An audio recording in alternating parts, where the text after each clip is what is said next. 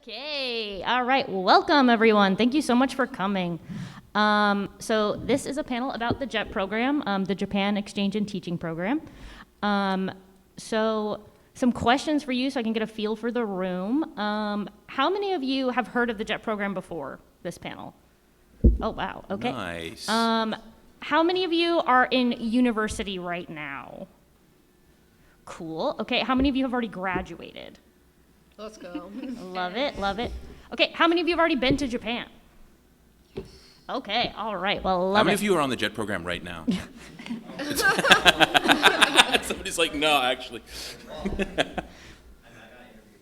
Oh, congratulations. Yeah, Awesome. congratulations. We'll be talking soon. Yeah, please come talk to us after. Okay, so this is a very full circle moment for me. I learned about the JET program 10 years ago. I feel myself aging as I say it, at Otakon. And then I applied, got in, and went for 3 years. So if you end up applying, please reach out to me, find me on LinkedIn. I would be chuffed to bits if you told me. So yeah. Also, the JET program office has kindly provided us with 6 swag bags, if you guys want to model it for me. Ooh, there's some goodies in there, some little secrets. So never have too many totes, guys. Seriously. There's stuff in it too. I just want to yeah. So yeah, there's some goodies in there. So we will have some very light trivia. So when we get to the trivia, please raise your hand. We'll call on you. If you get it right, you get a prize. So today we'll be going over the JET program. We'll be giving you some advice about applying, and we will try to leave a generous amount of time for Q&A, because I know that is the value of being in person. So let's do some introductions. So I've been talking a lot, so we're going to go from the opposite side of the table. Bronwyn.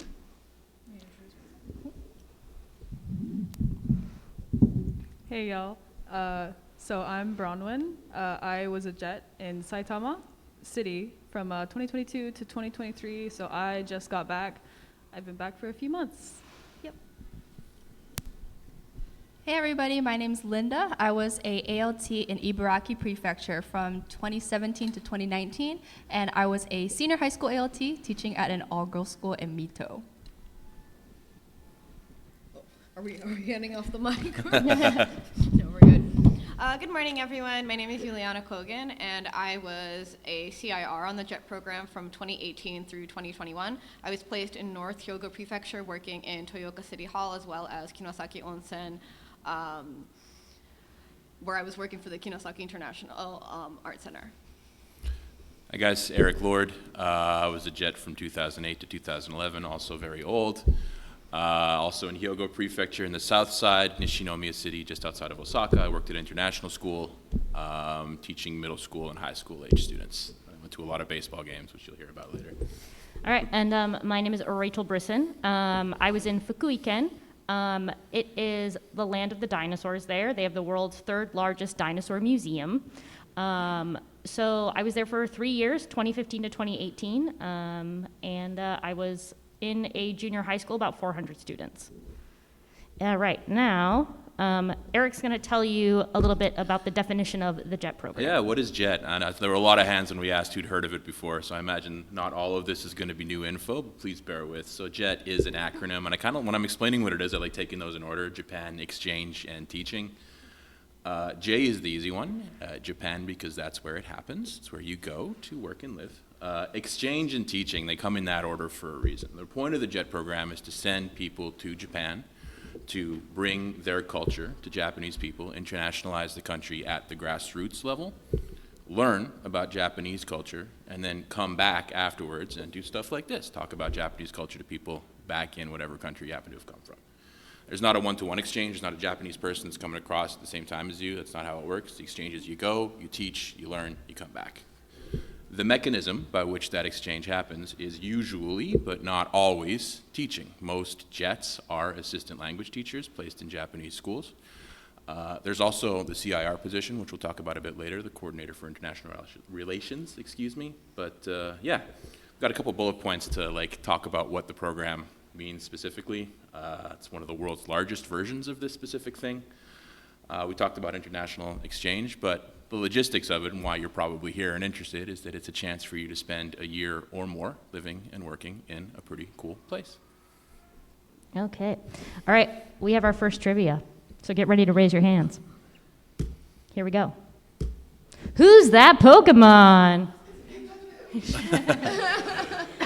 That was All right. tight.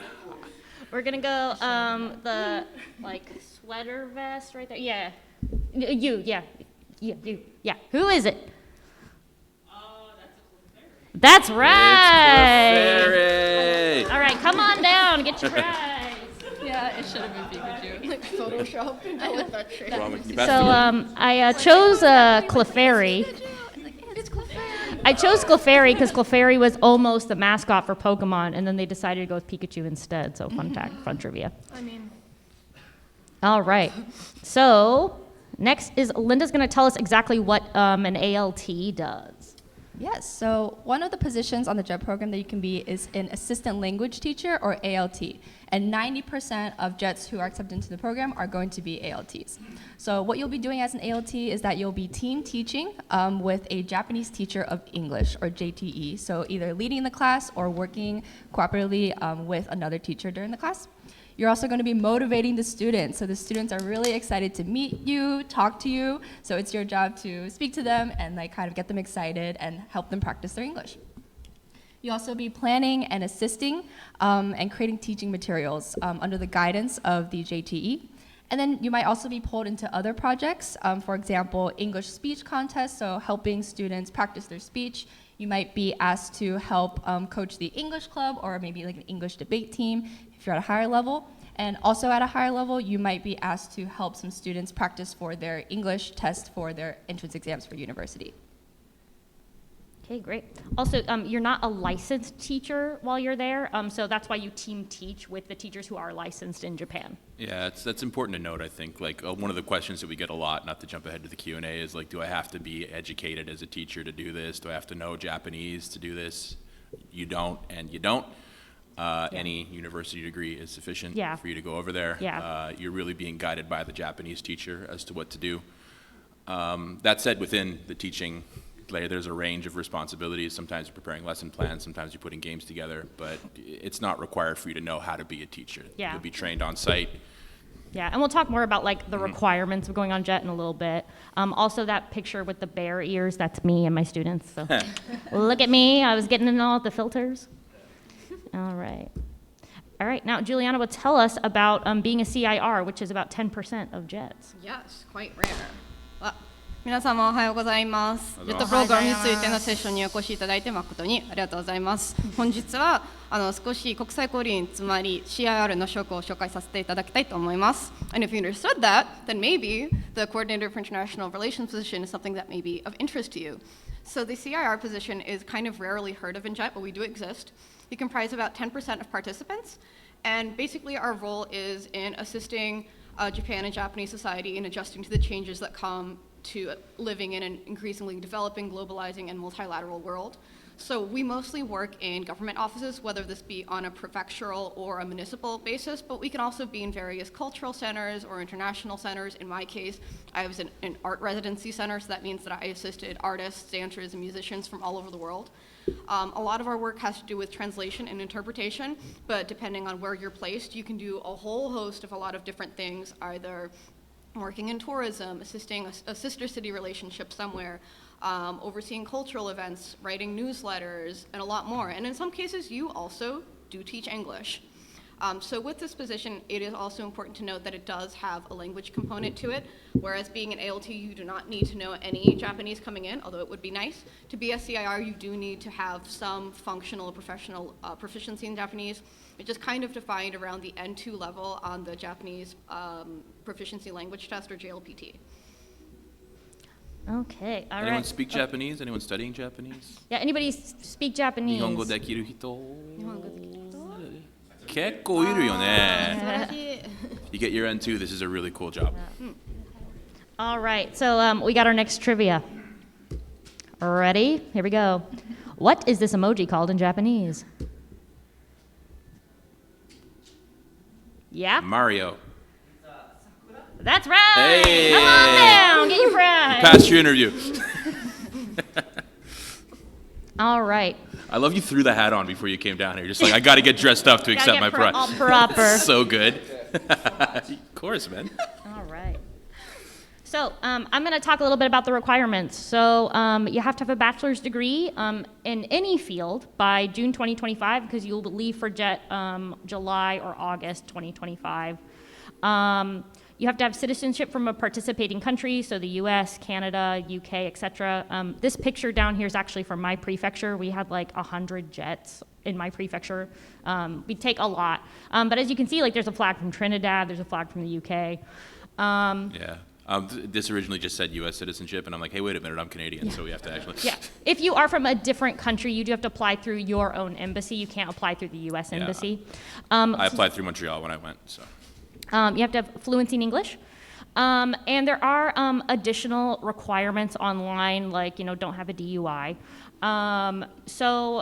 But jets really do come from all backgrounds, all different countries. So we're going to go down the table and say kind of like what our degree was in and like how old we were before we went on jet, et cetera. I also wanted to mention, so fluency in English is required, for example, for ALT positions, but I did want to specify that specifically for the CIR positions, it's not only US participants, not only even English language speaking participants, you can find them all over the world. So in my job, I had 2 other co-CIRs, one from France, one from Germany. None of us spoke each other's languages, but we did speak Japanese. Yeah. Sorry. Bronwyn, go ahead and tell us your life story as it related to jet. Sure. Yeah, so I had actually studied art history in university. I did study Japanese and Asian studies as well. I had some experience kind of teaching in the museum I was working at, but I had no formal education or classroom experience necessarily, but I was kind of able to translate some of my time kind of teaching like in art museums and also primarily like when I studied abroad in Japan. So I didn't have a Japanese related degree, and that's really common on JET. I would say most people don't have like education backgrounds, but a lot of people do. So yeah, I had a background in art history, and I was really able to apply that to JET. Okay. All right. Linda. Yes. So I also applied when I was still a college student, college senior, and I studied biology and Japanese studies. And I had experience studying abroad in Japan for a little bit, and I was also, if anybody here goes to University of Maryland College Park or graduated from there, I was president of JASA, so the Japanese American Student Association. So I had experience there teaching Soranbushi dance and also interacting with the international students. All right. I gotta stop doing that. Experience from previous know. cons, I can see. So I had also just basically graduated undergrad when I went on to join the JET program. I actually studied out here in DC at the George Washington University. I was also interning for the Japan America Society at the time, which hosts Sakura Matsuri in April for anyone interested in that. Super fun time. I was studying international affairs in college, and more specifically, I had a background in international development. Yeah, I studied foreign languages at Concordia University back home in Montreal. Everybody says, oh, you spoke Japanese. No, Italian and French. So knew basically word zero when I first arrived in the country. Learned as I went. I was able to parlay that kind of like interest in international experience and building connections with people. So. Okay. I was 25 when I went on JET, and there's actually, in my prefecture, there was quite a few teachers who were, maybe like in their early 30s who were like, you know what, I have enough clout with my school, I can leave for a year, I can leave for 2 years, and then come back to my school district. I also knew there were several other JETs who, had applied like twice, so, about 28 years old. So yeah, like you don't have to be, just freshly graduated from university to go. Like they really do want that variety of experience. All right. Oh, and my degree was in sociology, the best. All right. All right, Bronwyn is going to tell us a little bit about the salary and benefits, your Sallies and Bennies, so let's hear it. Okay, so I'll talk about remuneration and benefits in the sense like your salary. So the salary is, I think that's 3,360,000 yen. I can read big numbers. That's approximately 23,000 American dollars, which I want to say sounds a little rough when converted to American dollars, but that is actually a really good salary for Japan. The cost of living is a lot lower. I just got back, so I have very up-to-date, info on this kind of salary now, and I lived so comfortably. I had a great apartment. I was very safe. I had great money to go on trips and buy food and, buy little fun stuff in Japan, obviously, as you want to do that. So the salary is one of the biggest perks of JET, in my opinion, especially as compared to other like English schools like Eikaiwas and stuff. JET is a really good salary, and you do also get that guaranteed yearly increase that's in your contract. That's like a thing that JET does. So for each year you stay, you get a guaranteed boost. And then, so your transportation to and from Japan is completely covered by Claire, the Japanese organization that oversees this program. So they will purchase your ticket to go to Japan and to come back in its entirety from the consulate that you applied from. For me, I applied from Atlanta because I'm from North Carolina. So they paid for that in its entirety, so I didn't have to worry about that at all. The only thing you have to worry about is getting to your consulate. And then it's a minimum 1-year contract. So you agree, when you go on to JET, you agree to stay for 1 year, and you sign that contract to stay on for 1 year. You do have the option to break that contract if it doesn't go your way, but typically 1 year is what you sign on to do. I stayed for 1 year. I knew I only wanted to do 1 year. You can do up to 5 years. Minimum 1 year. And then you're enrolled in the national health insurance, which is great. Obviously as Americans, that's a big perk. I love that. I was like, yeah, let's go insurance. And then The most boring but most important. yeah. And then for vacation time and national holidays, there is a federal requirement in Japan for, I want to say 10 days, I believe it's sick days. It's called Nenkyu, which is like PTO, essentially. For me, I had 10 sick days in my contract, and then I had a pretty good leniency with my school for unpaid sick days, and they were pretty chill about like just letting me, if I needed to stay in. I also had menstrual leave in my contract, like explicitly written, which was really cool for me to see as a woman. It was like written down. It was clear for me to see. I was like, wow, that's so cool. I didn't use it, but it was there. And then for vacation, I communicated ahead of time, and I was able to take off for the entirety of December with like my PTO, as well as, the word is Nenkyu, but I'll say PTO for this. For the December, combined with the winter break, so that was great with the national holidays. That's usually like Golden Week, the winter break, the spring break, and then some kind of random days here and there Mountain Day, Sea Day. Yeah, there's like Ocean Day. Oh, and there's Sports Day. There's kind of some random interesting Emperor's birthday as well. Yeah. Oh yeah. And then there's the other benefits can vary by the location, since you can be placed throughout the entirety of Japan, so that can be a lot of different ones. So the main one is that in some places your housing can be completely subsidized by the prefecture, meaning that they'll pay for your housing. That wasn't the case for me, but I knew a lot of people who they didn't have to think about housing. It was given to them, so that's always a large possibility. Yeah, my rent was subsidized, so I paid $200 in rent my entire time in Japan. So it was great. But yeah, other places, they do have like teacher housing where like you get to live. Yeah, that was me. I had to pay a little bit, but like $95 a month for a big old 3-bedroom just outside of Osaka. Like it was pretty cool. Yeah, and also like a lot of these things can vary like beyond just the minimum. So I had 12 vacation days, but like 30 sick days, and they were considered separate. So yeah, it just really depends on like if you end up getting accepted to JET and you find out where you're going, like you can get more specific beyond just these kind of baseline levels. Oh, one more thing I forgot to mention. The pension money is also a big part of JET. It's pretty much a lump sum that you receive upon completion of your contract, and it's based upon the taxes that you paid, because you will just automatically pay taxes while you're working there, and then you have the option of getting that lump sum back once you're finished with your period, and that's a pretty big incentive for a lot of people to go. So that's also something to look out for. Yeah, it's like Japanese Social Security. I also want to mention additional insurance. So You get accident insurance as a jet, which you do not get if you're doing like any other like English teaching school. And basically that means that any like health issues that you have that cost over the limit for national health insurance get covered. And also it counts if you're out of country, so you'll never need to buy travel insurance, which is really nice. And also, yeah, to give you kind of an idea of what the lump sum is for the pension, I got mine back just last year, and for being a 3-year jet, I was given 1 million yen for it, which converted is about $6,000, which is a nice little surprise to get by the time you finish the program. Should we keep it rolling? Make sure you have time for Q&A. Oh yeah, we're good. Perfect. All right. So trivia, next one. Here we go. Who cleans the schools in Japan? Right there. That's right. Got it. Come on down. Get your swag, dude. Here you go. No problem. So yeah, all the students clean the schools in Japan. It's a quiet time. Usually they start off with like a song to get everybody like quiet. In my school they played Enya, so you know, who can say where the wind blows? I don't know. Okay.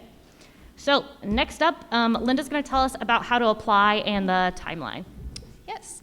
So the overall application process for the JET program takes about a year, and the application is 100% online now through the portal at jetapplication.com. So the application typically opens sometime in September and October and will close mid-November. And during this time is when you're going to be writing your statement of purpose, your SOP, collecting the necessary documents, and also getting your letters of recommendation. And it's better to kind of talk to the people you want to write your recommendations earlier rather than later, and then go over what you would want them to write in your letters so everything makes it in on time. You don't want to miss the deadline. And then following that, in February and March, the notifications and interviews are going to come out. So everybody wish Mario good luck on his interview coming up soon next month. And then if you pass that stage, in April, you'll start getting your placement results. So depending on what kind of school you're going to be at, you might get your prefecture placement first, and then later on you'll get more information about what specific school you'll be at. And then come June and July in the summer, orientation and preparation are going to happen. So you're going to probably meet at the embassy for a pre-departure meeting. And you'll also be required to submit a couple of extra documents, I think health documents and also a background check before leaving for Japan. And late July and early August is when you'll depart from the US to your new placement in Japan. So it's very, very exciting. Okay. This is a picture of me and my students when I was leaving Japan. So there I am with all the homies. So now we're gonna have Bronwyn tell us a little bit about just what's in the application and then what's in the interview. Yeah. So for the application itself, just to break it down, so the first part is the application form. These are kind of just your base stuff like your demographics, what consulate you're at. This is kind of where you are able to talk about your employment history and your university history and what you studied. So that's kind of just the base of the application, some of your stats essentially. And then the statement of purpose is probably the most important part. That's really the main, that's the backbone of really your entire application. That's the main chance where the reviewing staff and the coordinators at your consulates and all of the people that are involved in this process get to actually see your individuality, where you shine, and what you can actually bring to the JET program. And that's really where you get to show that and talk about why you want to do this and really kind of bring that to the table. And I spent by far the most time on that. I had so many people look at my statement of purpose. I worked on it for months. So that's really kind of the most important part of it. It's like your university admissions essay, essentially. And then your university transcripts, the main requirement is just that you have an undergraduate degree. So you just need to show proof of that. So that's your any post-high school academic endeavor that you did, that's study abroad, any transfer credits where you got your undergrad from. So just anything you did at any university level, that's where you'll submit that. And then the 2 recommendation letters are also quite important. You need to have 2. If you have 1, then they won't consider you, so you have to have 2. That's oftentimes like university professors or your employers. Maybe don't do like your mom, but unless she's your employer maybe, but that's just kind of, where you can have people vouch, kind of who you are you know what recommendation letter is. And then the medical form is also a pretty important part of this process. So this is really kind of where, let's say that if you have any mental illnesses that you're struggling with, or you're on any prescriptions, let's say for anxiety or depression, or if you have any physical conditions like hyperthyroidism, diabetes, what have you. And so when you check this off on the application, just remember that if you check it off, if you mark anything on the application, like that you have anything that's worth medically, you do have to go to a doctor and have the doctor kind of verify that for you. That's kind of an important note. So if you do choose to talk about some of the things that you have going on, a doctor does need to sign that off, because the people that are reviewing your application need to know that. And there are really two primary reasons for this. The main one is it's really for your safety. So let's say if you have a certain medication that you need access to, they need to make sure that they would place you in a location where you can access, let's possibly like English-speaking clinics for your whatever thing that you have, or you have access to mental health clinics. So that's really why they need to know that. They also need to know it for the purpose of, there are some medications in the United States that aren't legal or aren't available in Japan. So if that's the case, then they would need to figure out an alternative for you to take. So that's very important for you to communicate if you do have that. So, and the next part is the interview. So if you're selected for an interview, it's now online. It was online when I took it, but I know these people. Yeah, we used to have to mail giant packets. Y'all don't know how good you have it. And that was man. in 2015. So yeah. Historically, it was not online, but I got to do it online, which was cool, so I didn't have to leave my house. Yeah, my shit. Yeah, you used to have to travel to your consulate to do it. But it's a panel, so typically it can vary by consulate, but typically it's a JET alumni, so kind of people like on this panel, for example, usually like a representative from the consulate, and then oftentimes like a native Japanese speaker or somebody who teaches like Japanese studies or Japanese at a university. Those are typically the people that you'll see. For me, I had, since I was interviewing from Atlanta, I had somebody from Georgia Tech University, and I had known them because they taught Japanese at Georgia Tech, so that connection was there, so that can always happen. So let's say you're applying from, I don't know DC universities, but it's possible that somebody that teaches at a university in the area could be in your interview, or just general JET alumni. And then if you're interviewing for ALT, it's it's possible that they might ask you to do a mock lesson. In the interview, I had to do that. Apparently, it's not. I think they said that they didn't get that. Yeah, I it's didn't not get common. But I had to do that. Generally, in the ALT interview, it's questions that you could expect, as akin to normal job interviews. Like behavioral questions, situational questions. So why do you want to do this? That kind of thing, or what would you do if a student did this, or kind of just seeing maybe your cultural awareness or your context on, Japanese culture. The CIR interview I did not do, if you have anything to add, but they will, as she mentioned, the Japanese language skills is very imperative and the most important part of the CIR role, so they will definitely test you on that. Yeah, I don't quite know how they do it anymore, but when I was being interviewed to be a CIR, which is about, back in 2018 in the beginning of the year, they have you read a piece in Japanese that doesn't have any furigana or help, and you're supposed to, be able to read all the kanji on the paper, and then they would ask you follow-up questions, ask you to introduce yourself, pretty basic stuff. I believe it only took about 10 minutes to do the language assessment, so it's not that strenuous. Okay, all right. So our next slide is about why should you go on JET? This is me and my students, and I also got a co-ALT at my school in my last year, so we always running around together. People loved us. I hope they did. But yeah, so Juliana will tell us about why you should go on JET.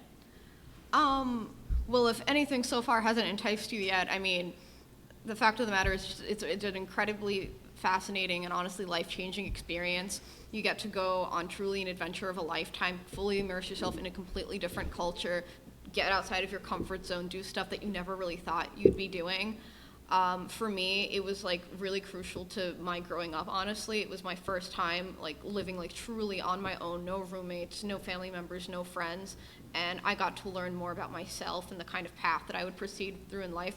I got to meet friends that I still talk to every single day, who either came back to the United States or wherever they came from, or are staying in Japan now and working there.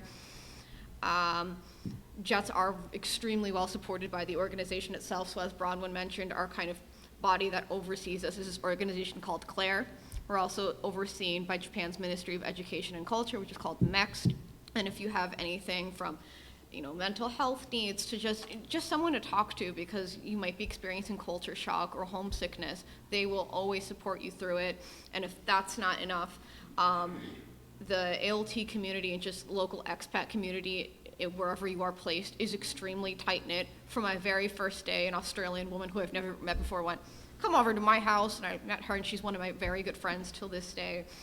And even after Jet, it's almost kind of like being in a sorority or fraternity. I've met Jets literally everywhere, whether in grad school or in my professional career, and you always identify each other kind of like a wink, like, I see you there, you're also a Jet. In terms of whatever you can do after Jet, your options are completely limitless. Whether you decide to go further into teaching or government work in the private sector like I'm doing right now, research, you can do it all and you'll find Jets everywhere you go. Yeah, I've gotten my last 2 jobs off of like Jet Network, so it's really great. Yeah. Okay. My wife was a Jet. We met on Jet. We have a baby now. He's a Jet baby. It's like, thank you very much. Yeah, but it's like that first bullet point is all of it, really. This will change the game. It will impact your future in drastically positive ways. I think everybody on this panel would agree with that. Like, it is the best thing I have ever done. I regret none of it. Yeah. And, I now have friends from, like, all over the world and, from Jet, like, and we have these long international phone calls. But, yeah, it's really great. And we're getting the Q&A in just a second. But first, we have another trivia. All right, here we go. Where is this located? It's a tough one. Toughy. Yeah. Took. With Huh? That's got right. it. Come on down. They're Canadian slang. It's called a Oh, it's a beanie. called a beanie, I yeah. see. I called it a toque, and they're laughing at me because I'm from. I had no idea what you were saying. I was like, Oh, nice. congratulations. Thank you. an Okay, infiltrator. so you've heard our pitch. You're interested, but how do you get in? That is the question. So we're going to run down the line and just give one piece of application advice, something we wish we had known before we had applied for Jet. So we can start down there. Bronwyn. Okay, so my main piece of advice, the one that I got it before I went on Jet, and it was really helpful, and it was talk about what you want to do after Jet. Of course, definitely talk about why you want to go and everything, but they know that you're not there permanently, at least for the Jet contract. So talk about how you'd want to apply that experience and how you want to take that Jet experience and either bring it to the United States and what your field is after. Like, talk about how you want to continue promoting Japan, because that's really kind of the core spirit of the entire program. So talk about what you want to do after Jet is really my biggest piece of advice. My biggest advice is going to be about the statement of purpose that Bronwyn talked about and how it might be the most important part of your application. So when you're writing your statement of purpose, frequently read back what you wrote and think about why specifically the JET program. So you want to think about, what is the JET program going to do for me? What can I provide to the program? And why can't it be anything else except the JET program? So if you're thinking, oh, I want to go on the JET program because I want to improve my Japanese, it's not going to be the best reason, because it's like, why wouldn't you just go to a language school? So frequently refer back to your writing and also tie back in your examples that support your main message of your statement of purpose, because if you do get the interview, they will ask you about it. So be ready to talk about it and, show you're passionate, be excited about what you're writing. I used to go through a lot of statements of purpose, even when I was on JET, just helping out applicants. And the number one thing that I number one problem that I ran into was a lot of people, they were either in university or just out, and they were still in that mentality of, I am writing an essay, I need to have a thesis statement and describe what I will be doing throughout this paper. Throw that out, that's not what we're doing here. You love Japan, you want to go to Japan, you want to teach in Japan. Don't tell me that you want to do all those things. Show me. Maybe you did karate as a kid and something about it like taught you a valuable lesson that you would want to pursue somewhere in your life. Maybe you've been to Japan and traveled and something that happened on your travels really just stayed in your mind and is something that is going to motivate you to join JET. Tell me about how that went, because if it made you feel something, me as a reader, I will also feel what you felt and I'll understand where you're coming from and why you want to do this. Yeah, I'm going to give you the flip side of that, which is like a don't. Everybody else is giving you the do. You're applying for a job. You're not applying for a vacation, is the advice that was given to me. Saying that you are interested in Japanese culture is a positive. I think everybody in this room is probably in this room because that is of interest to them. Saying that, bro, I watched this episode of Bocchi the Rock and now I really want to go thrift shopping in Shinokyo, like that's probably not going to fly as well. Yeah. Put it into terms of wanting to learn and reflect Japanese culture back. Don't talk about like specific pop culture that you want to reflect because it sounds fun. Yeah. I would say, when you look at the application form, look at it as boxes, and see like where you might, need to improve some things. So for example, you don't have to have a teaching background, like a formal teaching background. However, I would recommend start volunteering teaching something. So you can really work on those skills. So yeah, look at it as boxes, see where you might be missing something. And, JET is actually very competitive. So if you don't get in the first time, that's okay. Like I know multiple people who had to apply a couple times to get in. So feel free, to like review, and apply again, like don't get discouraged. Okay, so we just have a little bit of a story time, and then we will do Q&A. So we just want to tell you some like funny little experiences that we had on JET. That's a picture of me. So yeah, every 4th of July we were in school in Japan. So I would stick a water bottle in my hair and put an American flag. And every year, even though the kids had seen it before, they would lose their minds for this. And they could never figure out how it was done. I would also do this to be a Christmas tree as well. Eric. Yeah, my thing was baseball. I was about 10 minutes away from the ballpark of the professional team outside of Osaka, the Hanshin Tigers, the mighty Hanshin Tigers, if you're paying attention. Fell in with the fandom of that ball club, started going to the baseball games fairly regularly, learned all the songs, did all the dances, started leading all the songs and dances. Started getting recognized for doing same, and after I came back from Japan a couple years later, a Japanese TV station reached out to me like, hey, are you that guy? Do you want to come back and we'll film you watching a ball game? We'll play your flight and everything. I was like, yeah, that sounds cool. So yeah, nice. There's somewhere in the internet, there's a 1-hour TV show of me going to a ball game. And the Tigers just won, so that's awesome too. All right, Juliana, your story. So that's me on the right with a stork on my head. So my thing was birds and storks. So where I was placed, Toyooka City, it's basically known worldwide as the last kind of living site of the konotori, which is the oriental white stork. So the story with that was basically after World War II, Japan completely destroyed like the local ecology with pollution, and so this species of bird went extinct in Japan. And my city felt so guilty for what had happened that they like brought and routed everyone together, and it was a whole citywide effort, and they actually restored the species. And just from my time on JET, we went from 100 birds to 300 just in the 3 years that I was there. So I was super involved working with local scientists, ornithologists, our local kind of ecologist, economist, kind of building artificial wetlands, creating a special like environmentally friendly rice that we sold and translated.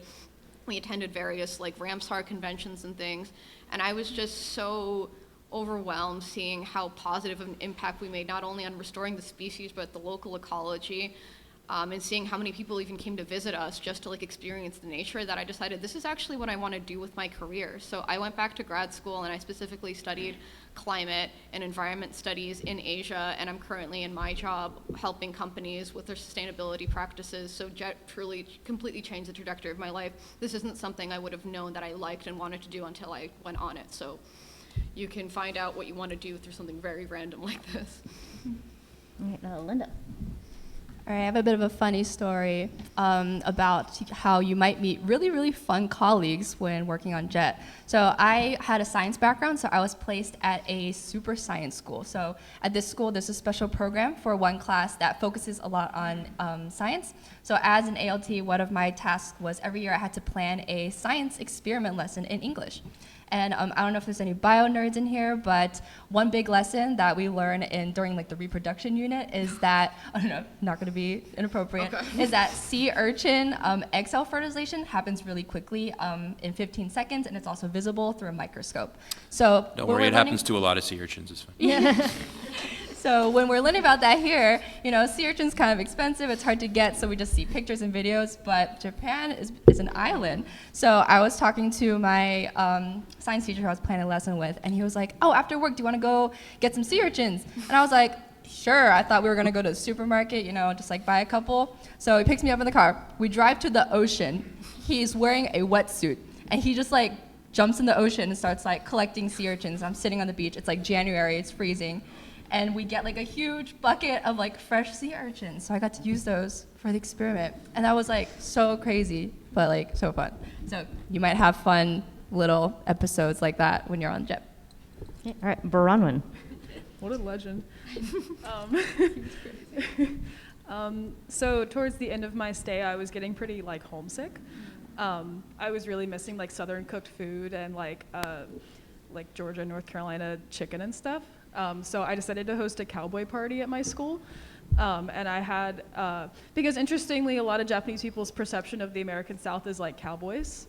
Like they'd be like, where are you from? And I'd say, and they don't know like North Carolina. So I'd be like, you know, cowboys. And they'd be like, oh, right. And I'm like, so if I said cowboy, the message was delivered.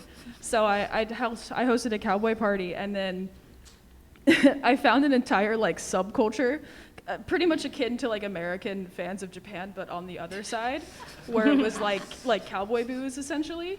But it was actually so cool because like they were like really into like celebrating the culture like of the American South. So like they had like square dancing, and they wore cowboy hats, and they were like singing like Lady Antebellum and like Dolly Parton. I was like, this is so cool. And they were all square dancing, and it was a really like memorable, just cherished memory of mine to kind of like somebody who grew up idolizing Japan and being very interested in it. I'm sure everybody else is too, seeing kind of the other side, like they were like, wow, I love cowboys. And I was like, whoa, that's so cool. So I would say hosting that cowboy party, we all had cowboy hats with my students, was probably one of my best moments. Yeah, so you get those opportunities to really like, because you're there as a representative of your country, right? So I got to actually kind of bring my culture to them. So yeah, that was really nice. Okay, so before our Q&A, we have one last trivia. So, in Japan, a lot of decisions are made by rock, paper, scissors. So, I need 2 volunteers. Who wants to play Janken? All right, you with a hat, and let's go gray jacket. Want to do 3-way? Teach them how to play 3-person? No, we're just doing just 2? All right.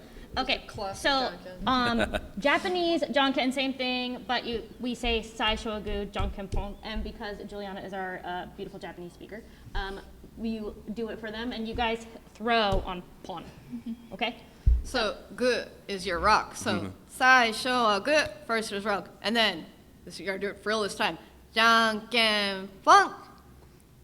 Looks like we have a winner. There you go. All right, well, actually, we are very generous here at the JET program, so both of you get the prize back. Super swag.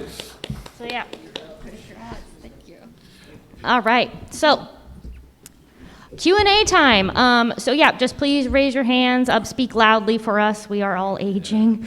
I got a lot of questions about the cowboy booze, but I think I'm going to hold off and let you guys have Yeah. Also, I have candy, so after we're done, if you want to come up and get some candy. It's not Japanese candy, it's just candy that I brought for you because I love y'all.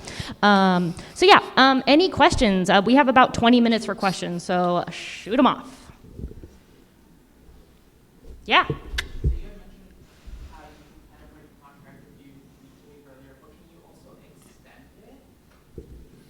Up to 5 years, yeah. So it's a 1-year contract initially. The maximum is 5. I stayed for 3 personally. I think we've got a pretty good range here on the panel. So yes is the short answer. Asterisk. In the case of an international pandemic, if that happens again, you can go beyond 5 years. I've had some friends who stay on for 7 or 8 years, actually. And then for certain ALT and some certain CIR positions, if they like you so much, they might just say, you know what, it's been really great having you on JET. Would you like to do a contract with you're us for hired. real? And we'll hire you. Also, it's like, let's say you've done the year, then you can get, I think, like a 1-month extension to just travel when you're done, if you want. Or if you want a job hunt in Japan, you don't want to be a jet, but you want a job hunt, you can get a 3-month visa extension to just job hunt. And if you don't find something at the end of 3 months, you got to go home. So yeah, other questions? Yeah, jacket. Sorry, that was not useful. Black jacket. I'm so tired, guys. This con is killing me. Sorry, go ahead. So I'm wondering if you could like elaborate on the kind of using JET as a stepping stone to getting a career in Japan, because like I'm here because I'm a video game sound designer. I would love to do that in Japan because I love the game job and I love living in Japan. Yep. Several of my colleagues went into industry in Japan after they finished up their JET program. I know a guy who does localization. I know a guy who I believe is a graphic artist still. I fell out of touch with him. But yeah, it's a thing that you can do. It's obviously much easier to network in Japan, as opposed to from here. So there's visa issues that I'm not qualified to talk about necessarily, but it's a done thing.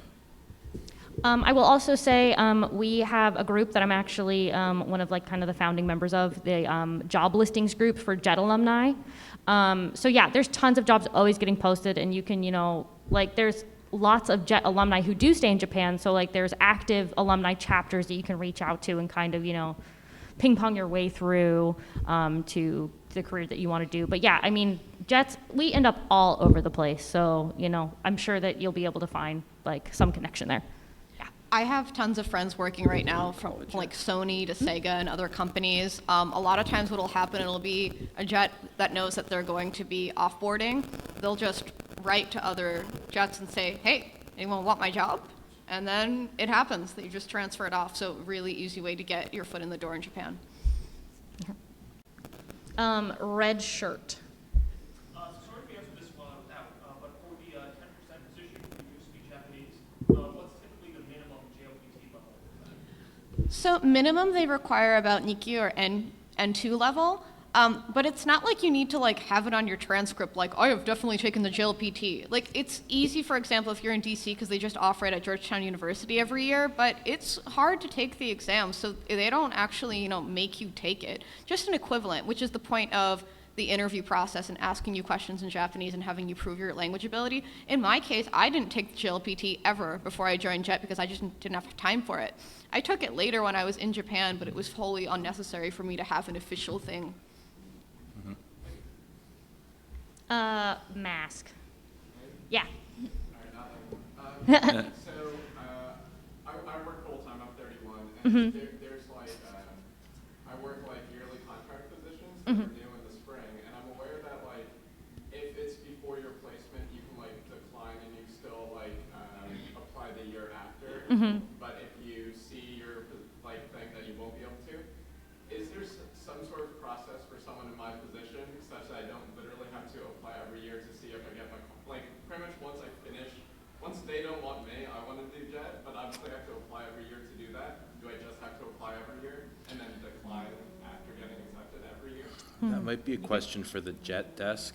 We're not official JET employees, we're just alumni, but as far as I know, there isn't a deferral mechanism. I think the answer to your question is unfortunately no, but let's talk after and I can try to dig it up. Okay. Yeah. So I'm just curious, like, after completing the JET program, like, how easy is it to like get Japanese citizenship after the fact? Is it even a thing? Yeah, so it's a long process, but I think you have to have permanent residency at some point, and also you have to have the same visa for I think like 5 to 10 years or something. So yeah, it is a long process. I do know some people who have done it, maybe they married somebody who's Japanese while they're over there, and so that's kind of another way. But yeah, it takes a long time. I have friends who, they became kind of lifers, as we call them, like they stayed and they didn't come back. And they've been there like 12 years and they still don't have citizenship. So it's a long road. You can stay without citizenship. Citizenship is hard. Yeah. I've been in the States for 10 years. I'm not a U.S. citizen yet. Like, citizenship is hard anywhere. But Yeah. you can stay there without it. Yeah, and to become a Japanese citizen, you actually have to denounce your American citizenship. Yes. Yeah, so Japan doesn't allow dual citizenship with other countries. So in the event to actually become a naturalized citizen of Japan, you would have to renounce your American passport. So a rare case. Yeah. And then on a flip side, we kind of didn't mention this. So if you are a dual Japanese and American citizen that would like to go on the JET program, you would actually have to denounce your Japanese citizenship to join, because they don't allow Japanese citizens to do it. Yeah. Gray jacket and beard. Yeah. It's gonna be a silly question, but No such No thing. silly questions. I guess it's a question for everybody.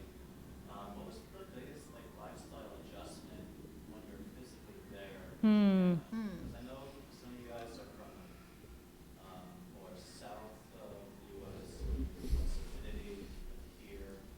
Is there anything that really stood out? Because I am curious. Just physically, maybe seeing how people on the roads were or how crowded. Yeah. Yeah. Curious. I want to see from your eyes. Yeah. I will say for me, two things. Number one, the level of transit, even in my third most rural prefecture town, was insane.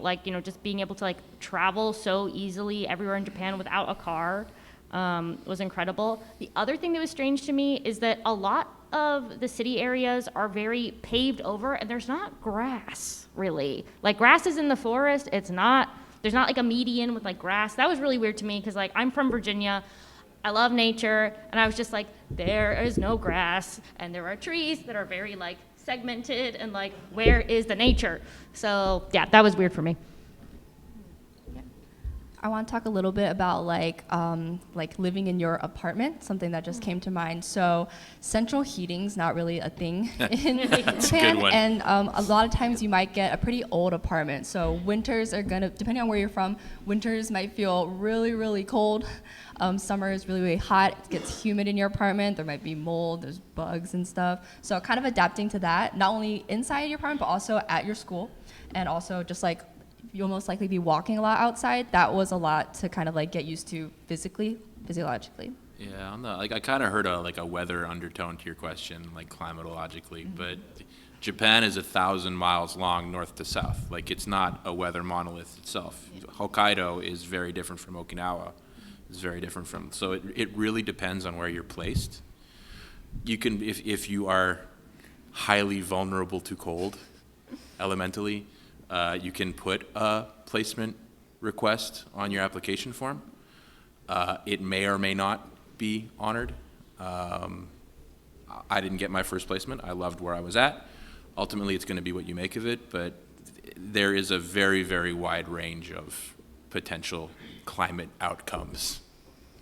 One thing that I really had to adjust to as someone who is maybe a little bit more private in my life is wherever you are placed, you will be the main character of your placement. People will know who you are, far and wide. You don't know them, they will know you.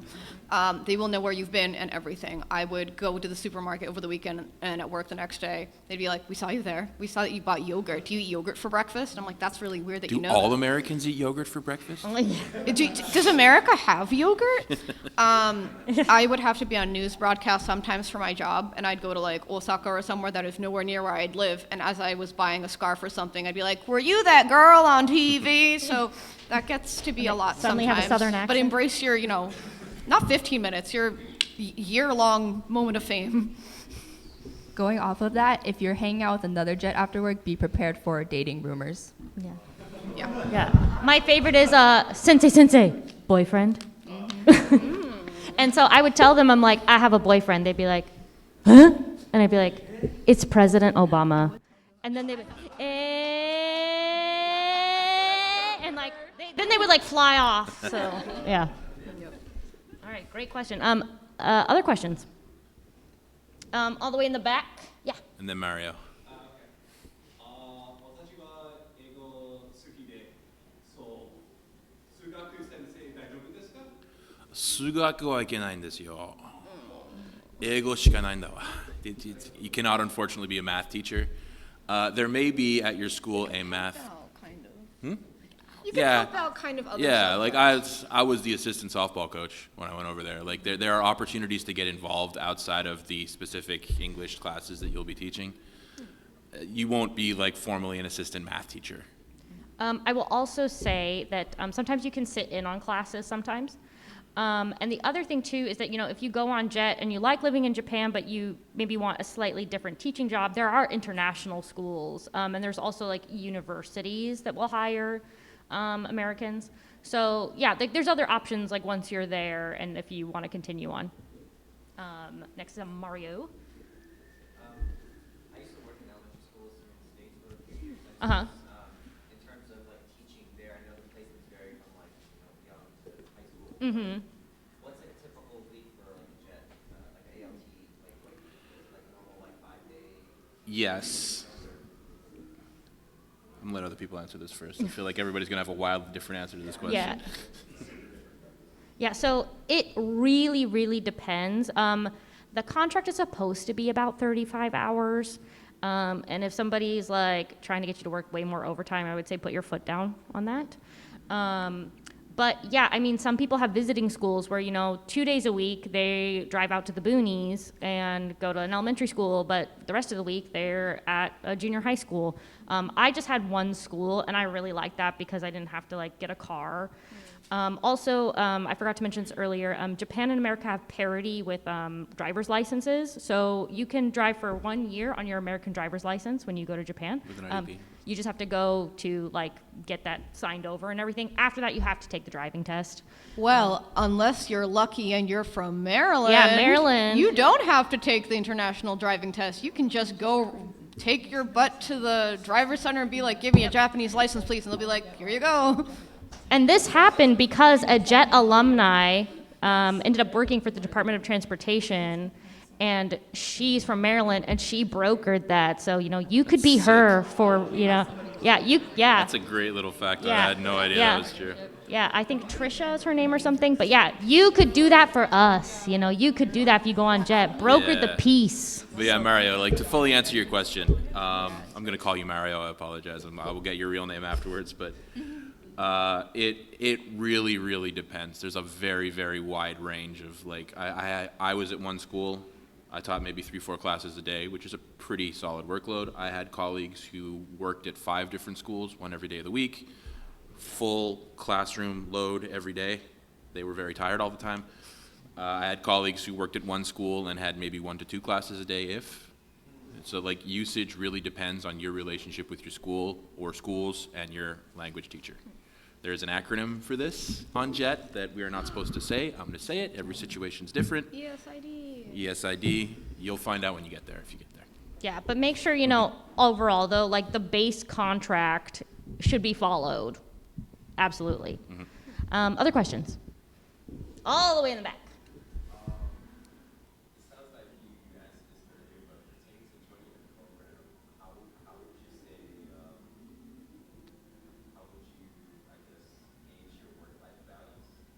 It's one thing that obviously, you know, you teach box, you still want to be a person and have fun. So,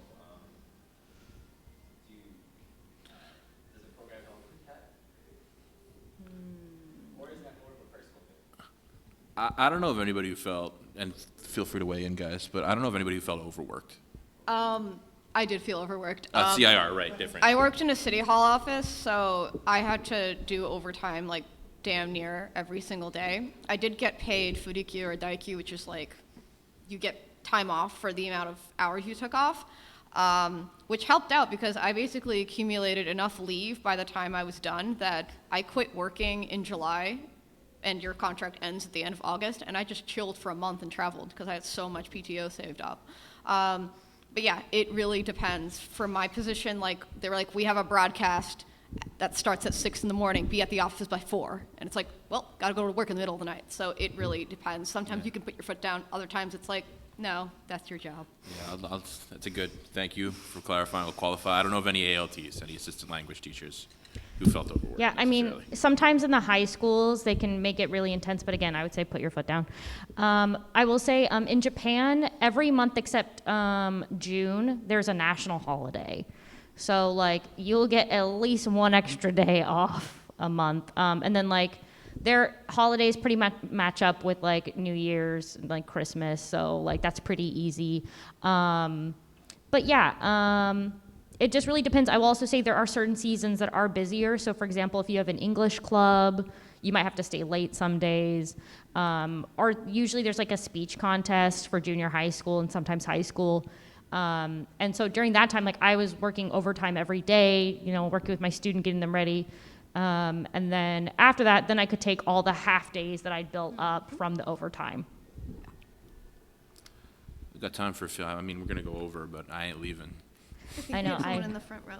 Yeah. I work in Japanese English localization. I've been working for this since 2015, but the work has dried up lately. I was thinking of trying the CIR program because my ultimate goal is to improve my Japanese language ability to do actual translations instead of just programming. But then you mentioned that it might be better if I apply for a language school instead. Would you happen to have any recommendations for that? A In terms language of- school to apply to instead of JET. Do you know of any, Juliana? That's a good question. I knew one person who took one for 90 days because they couldn't get a longer visa, but they never gave me the name of that. I mean, that's a good question. I know that there's a lot of like language schools like that in like big cities like Tokyo or Osaka that like have shorter contracts that's less than a year. I would honestly just look at online postings. They largely have those. I will say though that a big advantage of JET is that you are guaranteed like, so you get like your residence card and it'll say like this lasts for 3 years. So a lot of my friends, they did JET for a year. We're like, you know what, maybe I'm not feeling this, but they can still stay in Japan for another 2 years. So they would find another job through that, and then through that job extend their visa even more. Now, you know, now they're in JET as a lifer. So that's a really easy way to get your foot through the door. And another good thing about JET is you don't have to pay for your plane ticket. Through a lot of these companies, you do. We didn't mention earlier, but if you apply for JET as a CIR, but you're like a little iffy on like, maybe my Japanese isn't quite up to snuff, you can check a box on the application that says like, you know, I would be open to being an ALT instead. Also, come up, talk to me after. I have a friend who did a language school in Japan, so I could see what she did. So yeah, come talk to me. Okay. I was going to say the same thing. I have a fellow JET friend who stayed in Japan and attended language school, and they also now work in game localization. So we can connect, and like I can try to get the name of that program for you. Yes. Yeah. I never really used it because I came back, but you know, it still very much exists. There's also a couple different like foreign specific job sites. So we have about time for like 5 more questions. Technically we run over. But yeah, like, so we have time for like 5 more questions, and then I'm happy to hang out and answer more questions. Go until they kick us out, y'all. Yeah. But yeah, mask. So does working as a JET count as like one of the 35 years for like social security work here, or does it not because you're paid in yen and it's like working in Japan? It's a little like more complicated, but basically like Japan and the US have like parity with like social security stuff. So like I don't think you're getting charged social security or whatever on the money you're making in Japan, and then you can apply for your pension money back from Japan because you're not going to be in their pension service for the rest of your life. So yeah, otherwise it's a little more complicated and above my pay grade. So yeah, other questions? Yeah. That actually kind of made me think of my question was like, I guess relating to having to deal with taxes in U.S. setting. How difficult was that? I think for the first 2 years, you don't have to pay U.S. taxes. That is for ALTs only. You have an exemption. If you are an American CIR, you have to pay both American and Japanese Ouch. taxes. But yeah. Anything else? Yeah. Another one. Would you say is roughly like the acceptance rate for getting into the JET program? Oh, I actually had this like in the slides, and I was like, "There's too much." So, yeah. It's but yeah. about 25%. Yeah. Because I mean, it is a big program. I think every year, how many people go? It's like 1,000 to 1,500, somewhere in that range. So like, Yeah. it is a big program, but it is also competitive. Like Yeah. about 6,000 people apply. If you're every year. interested in the statistics, the consulates do actually have Yeah, it's them, on the website. like on their sites. It's essentially, if there's about, let's say, 5,000 people apply per application cycle, it's about half that amount gets interviews and then half that amount go. So Yeah. overall, it's about 25%. Yeah. I think something else might be coming in here. I'm not sure when. So yeah. 11:30. Yeah. So let's wrap up. Thank you all for coming. Please get some candy. Please come talk to us. We'll be outside. Thank you so much for coming. And if you apply, please reach out to me. I'd be so happy. Do Jet, it rules.